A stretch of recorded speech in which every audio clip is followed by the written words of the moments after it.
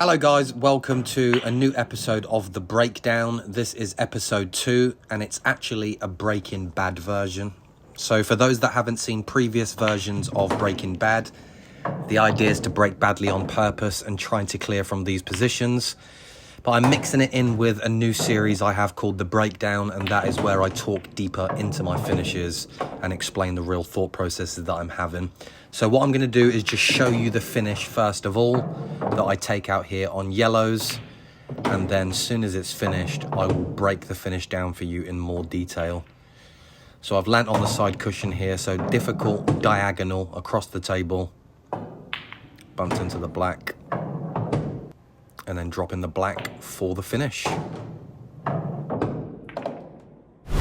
Okay, let's start with our opening layout. So in this position, how do I decide which color set is the best one for me to go for? Well, first of all, I'll eliminate a color set. So let's take a look at reds in this position. I've got the red on the right hand side, which is a little bit of a problem. I don't think that passes the yellow.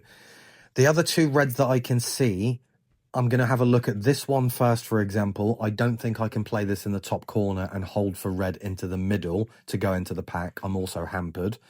And then I don't think I can play the red on the left and get into the pack either. And if you have a look at the pack itself, was actually like a little diamond from this position. The reds are more central in the pack and the yellows are more on the outside of the pack. So when you actually go into it, you're more likely to get a better split from the yellows than you are on the reds, which are probably more likely to stay in the diamond. So I then decided that I wanted yellows from this position. Now, when I'm playing this yellow into the bottom corner, I'm going to come into the pack from this direction, but it's important what ball I actually make contact with. If I hit here, that's not going to be any good for me. It's likely that if I come off the side cushion and hit that part of the cluster, that my cue ball's going to slip off the top of it and probably head up table and not really get many balls coming out of the pack. So the shot that I played, which I'm just about to show you now,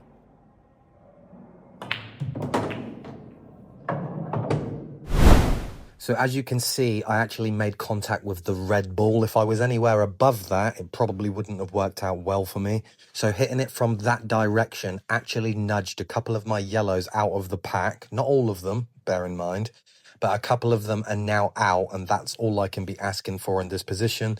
And also, I'm fortunate enough to be on another ball at the same time. Okay, so now that I've played that development shot, what would be your personal thought process in this position? Because I know that a lot of people would probably think, well, what about the yellow into the bottom left next? Well, what's probably quite difficult to see from this angle is how straight I am on that. And I've got half an eye on that yellow that's still in the pack. I need to figure out trying to leave myself an angle on one of these yellow balls to be able to get into that pack at some point.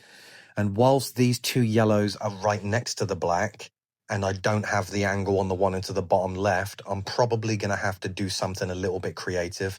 Hence why I took on the tricky plant first, mainly to open up that area, but most importantly, to leave an angle on the yellow into the bottom left so that I could go into the pack afterwards. So this is the first shot that I played.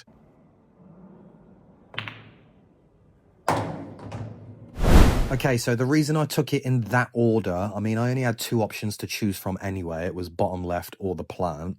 So I took it in this order because I now needed to leave an angle on the one into the bottom left to come off the bottom cushion and into the pack to nudge my bad yellow out.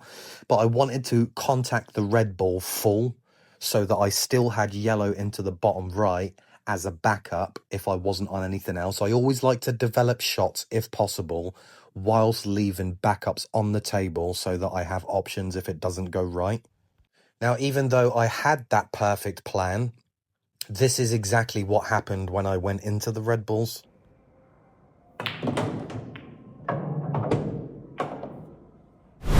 Now, in an ideal world, I would have hit the pack the way that I planned to, and I would have been on the yellow into the bottom right, but we don't live in an ideal world, and I didn't actually judge it correctly, and I've actually clipped off the pack, and I've nearly gone in the middle, which I think would have been a little bit harsh, but it nearly happened, and now I'm in this position. So what do you do in this position? Well, I then opted, I couldn't really see anything else, so I feel like my only shot here next would have been this one. Okay, so not much complication going on with that shot. I plan to bring it back for one of these yellows, mainly the one into the bottom left. So we're in this position now. Now, initially I played for yellow into the bottom left, but I then started looking at yellow into the left middle. Now, as you can see, I was a little bit hesitant to play that shot into the left middle. I got down and I decided I wanted to do that. I was going to rest on the red just above it. But then I kind of realized, am I just taking this early because it's tricky to get on that one next to the black? Is this actually the right thing to do? If I played yellow into the left middle and bumped into the red and then landed on yellow into the bottom left, how do I land on the yellow next after that? I can't go down past the black and red because then I'll be going up table and I won't be able to land on the black. And the black doesn't go anywhere anyway because it's actually touching that red ball. So I thought it might only go into the bottom right, but it doesn't. It doesn't actually go anywhere. So I then changed my mind and decided to play this shot instead. Okay, now if you see the table and angles very well, you'll probably notice very quickly that that is quite a bad shot that I've just played there. The position I was in before, I wanted to rest on the red, and that wasn't going to change for me. But I actually tried screwing and gripping for my cue ball to be a little bit higher. And because I didn't get into it that well and I've left myself low, it's now actually not that easy to play yellow into the left middle and hold on the red. And that is why, as you'll see in the video at the start, and as I'm just about to show you, that I didn't play this as well as I could have, but not because this shot was a bad shot, but mainly because the positional shot just before it. So that's why this happened.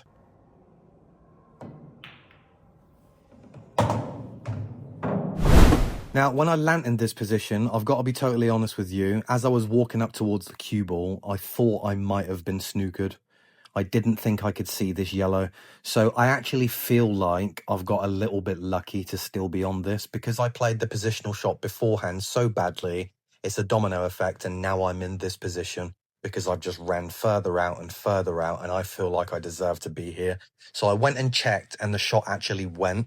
But it was this point that I realized the black ball didn't actually go. So there is actually an element of fortune that I'm in this position now on yellow and able to run into the black like this.